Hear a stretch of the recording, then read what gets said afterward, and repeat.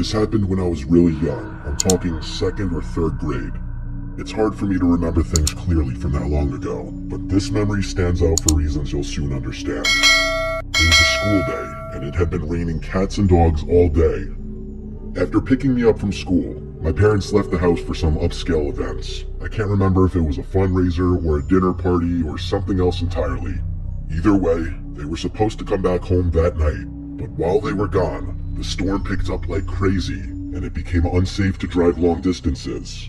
So instead of driving back home, they reluctantly decided to spend the night at one of their friends' houses who lived much closer to where the event was. I remember them calling me on the house phone and repeatedly apologizing for leaving me there by myself, even though I insisted that I wasn't even hungry and I'd be fine. My mom gave me a list of things to do before bed. Lock all the doors and windows, keep at least one house light on, make sure all the blinds were closed, typical stuff. At the time, I didn't understand why they were making such a big deal about everything.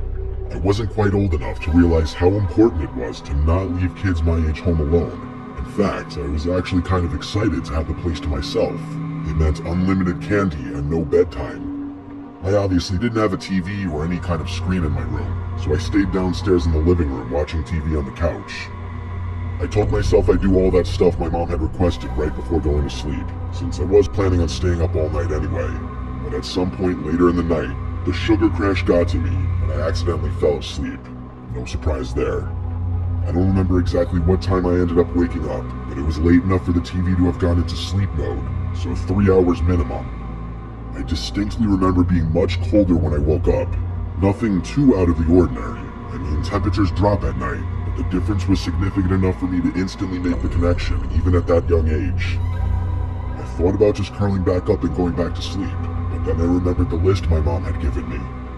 Even at that age, I knew she'd find out if I didn't do it, and I really didn't want to get in trouble after she trusted me to stay home alone, so I forced myself off the couch and went to check the windows and doors. I went around and did everything she asked. Locked the front and back doors, closed all the blinds, checked the windows, even the light. Everything was shut tight, which confused me a little because the house still felt way colder than it should have. I even put my hand against a couple of the windows to make sure they weren't cracked open or something, but they were all sealed. I figured maybe the storm knocked out the heater or something, and I didn't think much more about it. That explanation made sense to me at the time, and I was so tired that I couldn't devote more energy to thinking about the heat. So I headed upstairs to my room, ready to crawl into bed and forget about it. When I got to my room, I finally realized just how bad the storm had gotten. Our living room is tucked into the center of the house, so I hadn't really been able to appreciate the storm from down there. My childhood bedroom has a big external window though, so I could hear everything. The rain was slamming against the glass like it was trying to get in, and every minute or so there was a burst of lightning followed by a deafening clash of thunder. I wasn't scared of storms at that age, but I do remember being concerned that a tree was going to fall on the house. That's probably why I had trouble falling back asleep, even though I had been dead tired not even 20 minutes prior. As I was lying there, trying to fall asleep, I started picking up on these odd sounds. Every so often, there were these weird creaking sounds, like shifting wood. Thing is, the entire floor is carpeted, so it couldn't have been coming from my room. At first, I thought it was a tree swaying in the wind, but the sound didn't quite fit. Even then, I knew the general sounds associated with thunderstorms. This definitely wasn't one of them. It started bothering me after a while. For whatever reason, it wasn't the storm keeping me up. It was that stupid sound. I couldn't take it much longer, so I sat up and looked around the room, not really sure what I was looking for. I listened, trying to drown out the sounds of the storm and focus in on the creaking. Lightning flashed, illuminating the whole room. Everything looked normal, but my eyes were drawn to the only wooden thing in the room, the closet. The room went dark again, and I sat there perfectly still. About a minute later, lightning flashed again, and my room was once again lit up for just a split second. And in that split second, I saw something that made me choke. The closet door was slightly ajar. It had been closed before, I was 100% sure of it. Something had opened it. There was something in my room. I didn't scream, I didn't speak, I didn't even think. I just got out of bed as quietly as I could and walked out of the room. That walk from the bed to the door felt like a 500-mile, 5-year journey. I immediately went downstairs and hid under the dining room table. Then, and only then, I started crying. I didn't know what else to do. There was someone in my house, in my room, and my parents were too far away to help me.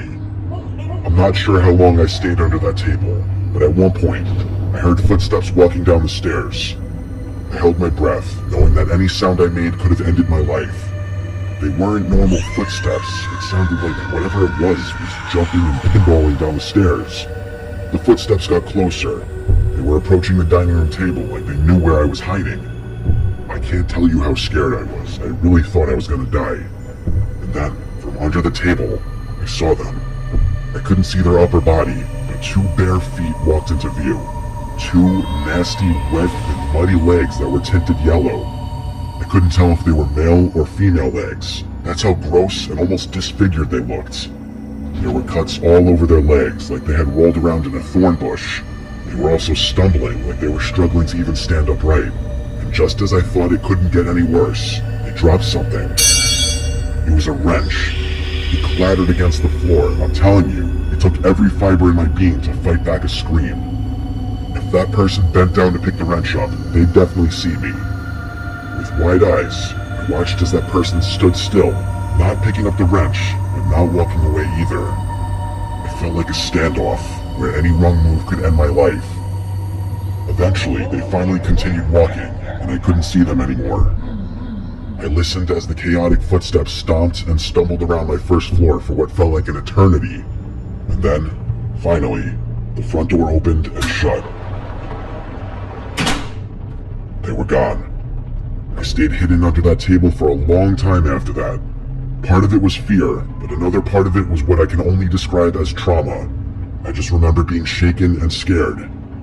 I was at the ripe age where I understood how dangerous the situation was, but not old enough to know how to deal with it. The rest of the night was kind of a blur. I picked the wrench up off the floor, not wanting my parents to find it the next morning. After making sure the front door was locked, I slumped back upstairs, crawled into bed, and fell asleep. Everything went back to normal after that. For whatever reason, I was terrified to tell my parents. I didn't want them to find out I hadn't locked the doors and done everything they had asked me to do, so I just kept the whole thing to myself. It wasn't until several years later that I told them the story, and it actually took some convincing for them to believe me. Looking back, not telling them the moment it happened was an awful decision since there was nothing that could have been done about it so far removed from the incident. If I'm being frank, this experience traumatized me for basically the rest of my childhood. I slept with a nightlight from then on, and I developed a fear of the dark that didn't go away for a long time. I still have trouble explaining what happened that night, but I learned my lesson. Lock your doors at night.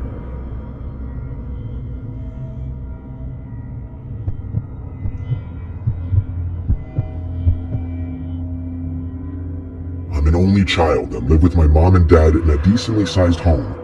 It's a little big for just the three of us, but my parents' running joke is that it was never their intention to have only one kid.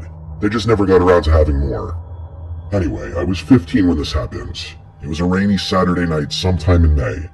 I can't remember exactly when this happened, but I do remember that it was during one of the last weekends before summer started up. There's one last thing I have to mention. I have a lot of weird medical conditions that make my life difficult. I get frequent panic attacks, faint easily, and struggle breathing at times.